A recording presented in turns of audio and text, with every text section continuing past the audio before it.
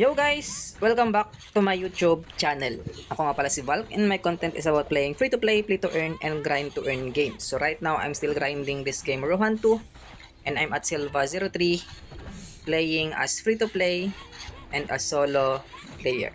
So in this video guys, I'm going to share to you our I might cash out for this 5th week na ba? Yeah, 5th week. And tips kung paano hindi makupitan ni Rohan. Yes guys, nakupitan po ako, lala. So around 3k din nakupit ni Rohan. Supposed to be ka-cash out ko ngayon is around 8k rupees, but naging 6k na lang siya or 5k kasi nga nakupit siya ni Rohan. And of course, it's very important to those who are still using their wallet to cash out. Pwede naman P2P, pwede naman player to player, but I think the risk is not that good kasi nga same lang naman yung yung palitan. Kung P2P ka, 1:2 or 2:3, but in the wallet still ganun pa rin. So if you know how to use the wallet, sa wallet ka na lang, 'di ba? Lower risk and then kontrolado mo pa yung pera mo compare sa P2P nga na merong chance na ma-scam. So yun guys, I'm going to cash out this week and using my wallet. And of course, to those who are still using their wallet, tapusin niyo yung video guys para maiwasan na makupitan kayo.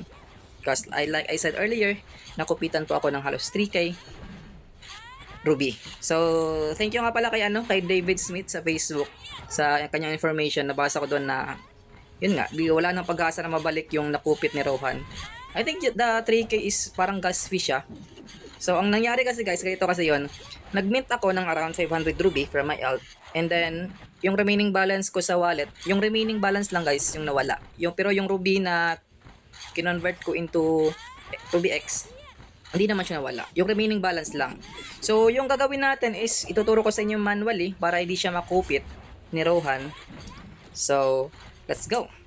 So, in my 5th week of grinding this game, so around 2 to 3 hours grinding, of course, kasama na dyan yung alt.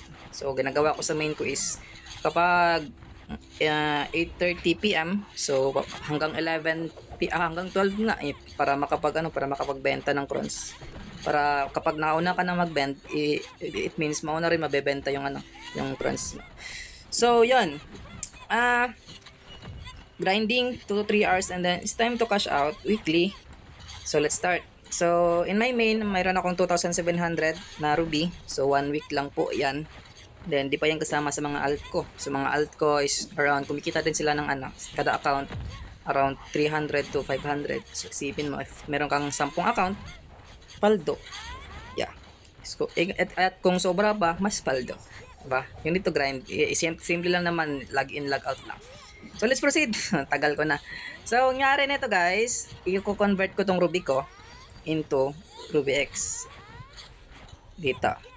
So make sure, ito yung tandaan nyo. Make sure that walang balance yung wallet nyo. Dapat walang balance. Assemble niyan. At least, I guess 2,500 lang to convert ko. No, 2,500 lang. Yan, 2,500. Ilan kitong 2,500? All around 1,000 din to, diba? 1,200. 1:2. So, assemble nyo guys. Tingnan nyo mabuti guys para di kayo makupitan.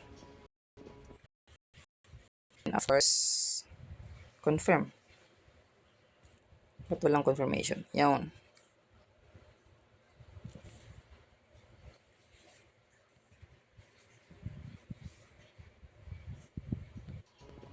So, check nyo if complete na. Yan, complete na. 211 na lang yung natira. So, next guys, para hindi siya makupit ni Rohan, punta agad kayo sa wallet. Where's my wallet? Here. And then, itong balance nyo na Ruby, nawala. Yun. 2,250. Meron pala siyang tax, no? 10%. But not bad. So, $22. So, times 58. Ilan ba? So, around 1,200. Basta. Mahal ng Ruby, 100.1 na naman, 0.0100. So, gawin nyo guys, is huwag kayong mag-mint ulit dito. O, halimbawa, gawin nyo ulit yung pwede ba?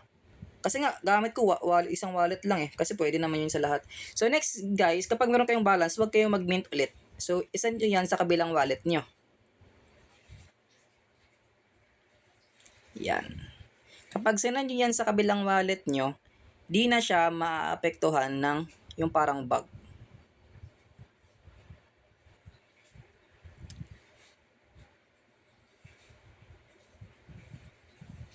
And complete. Yun. So, for this week, meron akong $62. So, 62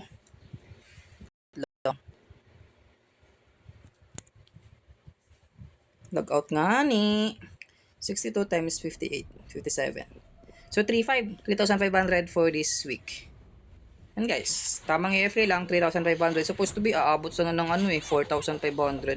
Kung di nakupit ni Rohan to, di ba? Around 5,000 sana. But yun lang guys for this week, cash out. And tomorrow, I'm going to share my progress. As you can see, ang laki na ng progress natin. And then, tips sa mga event. So that, yun nga, mas malakas yung karakter nyo, mas malaki yung kitaan. And then, pure free to play po ito. May nagsasabi na free to play pero meron 24 days subscription. And then, I guess, it's up to you. Kasi nga, explain na naman tayo. Free to play to guys, wala pa akong ginasta kahit piso. But after 1 week, meron akong nalikom na around 2,000 ruby as free to play. Then 2,000, ginamit ko sa karakter ko. Diba? Compare sa bibili ko yan ng crons, kinonvert ko na siya into Gcash and then, sinabs ko. Yun nga. So, in short, yung subscription galing din siya sa pag-grind ko. Diba? So, free to play siya.